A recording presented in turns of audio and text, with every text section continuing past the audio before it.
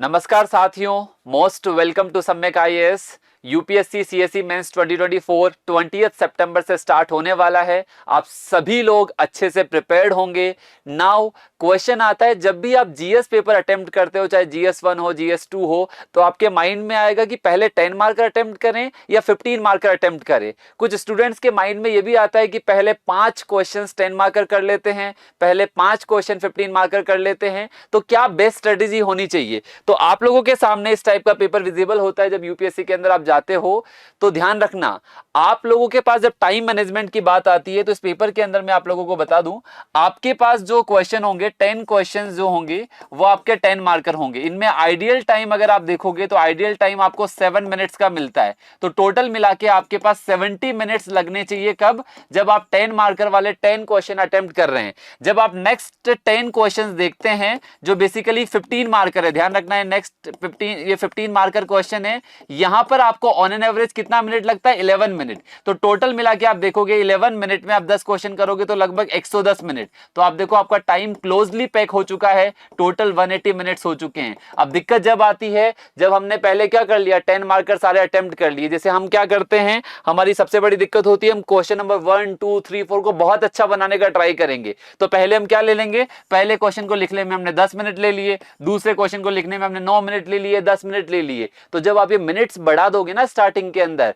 तो इसका आपको डिसएडवांटेज कहां पे भुगतना पड़ेगा? जब लास्ट के क्वेश्चन होंगे, 2 क्वेश्चन बचेंगे और टाइम आपके पास 5 मिनट बचा हुआ है, 3 मिनट बचा हुआ है, तो वो क्वेश्चन कॉम्प्रोमाइज हो जाएंगे। तो आप ऐसा बिल्कुल भी ना करें, सबसे पहले से ही आप स्पीड बना के चले। ध्यान रखना, यूपीएससी में बेस्ट नहीं लिखना होता, यूपीएससी में आपको एवरेज लिखना है। अगर सारे क्वेश्चन आपने एवरेज लिख दिए हैं तो आपका पेपर कैसे हो जाएगा? ऑटोमेटिकली आपका पेपर अबव एवरेज चला जाएगा। तो ध्यान रखना, हमें बेसिकली बेस्ट नहीं करना है, हमें एवरेज बनाना है, कंसिस्टेंसी बनानी है, तो टोटल अबव एवरेज हो जाएगा। तो क्या बेस्ट मेथोडोलॉजी होनी चाहिए? मेरे अकॉर्डिंग बेसिकली आप क्या कर सकते हैं, 2 मैं मेथोडोलॉजी आपको बता देता हूं। सबसे पहले आप चालू करें तो क्वेश्चन नंबर 11 से आप स्टार्ट कर सकते हैं। 11 से 20 वाले जो क्वेश्चन है, जो 15-15 मार्क्स के होते हैं, क्योंकि यहाँ पे आपको 3 पेजेस भरने हैं, 3 पेज भरने हैं। और लास्ट में बेसिकली अगर आपके पास 3 मिनट बचे हैं तो 3 पेज भरना मुसीबत हो जाता है, न बेसिकली अच्छे से लिख पाते हैं, न डायग्राम अच्छे से बनेगा और मार्क्स नहीं आएंगे। तो पहले आप 11 से 20 अटेम्प्ट कर ले, पर ध्यान रखना है 11 से 20 वाले क्वेश्चन अटेम्प्ट करें, आपके पास वॉच होनी चाहिए। ध्यान रखना, इस बार स्पीड वॉच अलाउ नहीं होगी, तो आपके पास जो नॉर्मल एनालॉग वॉच होती है वो आप लेकर जाएंगे। तो आपको ट्राई करना है कि 110 मिनट के अंदर हर बार आपको घड़ी देखनी पड़ेगी। मतलब आपको घड़ी कैसे देखनी है कि 2 क्वेश्चन में आपके 22 मिनट लगभग, आपको वॉच देख लीजिए कि 20 मिनट के आसपास होनी चाहिए, तब 2 क्वेश्चन कर लो। ऐसा नहीं है 2 क्वेश्चन कर लिए आपके 30 मिनट से ज्यादा हो चुके हैं, तो वो बेसिकली डिफिकल्ट हो जाएगा बाद में मैनेज करना। तो ऐसा ना करें, तो आप बेसिकली सेट कर लीजिए कि 2 क्वेश्चन लगभग 20 मिनट में, नेक्स्ट 2 क्वेश्चन 40 मिनट के आसपास या 42 मिनट के आसपास का टाइम हो जाना चाहिए। मैक्स टू मैक्स 4 क्वेश्चन आपके 45 मिनट 11x4 खत्म हो जानी चाहिए। तो आप वो देख लीजिए 4 क्वेश्चन 45 मिनट में लिखे गए हैं क्या, नहीं लिखे गए, मतलब आपको स्पीड बनानी है। तो 2-2 क्वेश्चन के बाद ही जब आपको रियलाइज होगा कि स्पीड बढ़ानी है तो वो इजी रहेगा। अब पता चला कि आपने 10 क्वेश्चन लिख लिए हैं, 110 की जगह 130 मिनट ले लिए हैं। अब दिक्कत क्या आ जाएगी, आपके पास केवल 50 मिनट बचे हैं और 50 मिनट में आपको 10 क्वेश्चंस लिखने हैं। तो ऐसा बिल्कुल मत कीजिएगा, ध्यान रखिएगा, यूपीएससी गेम है एवरेज का। अगर आपने एवरेज करते चले गए तो आपके पास अबव एवरेज आना ही आना है। तो इन सब चीजों का ध्यान रखिएगा। पहले आप 11 to 20 कर सकते हैं, देन बेसिकली आप क्या करो, वापस से 1 से स्टार्ट कर दो। 11 to 20 करने के बाद क्वेश्चन नंबर 1 से स्टार्ट कर दो, लेकिन कम से कम आपके पास 70 मिनट बचे होने चाहिए। इस चीज का विशेष ख्याल रखना ही रखना है।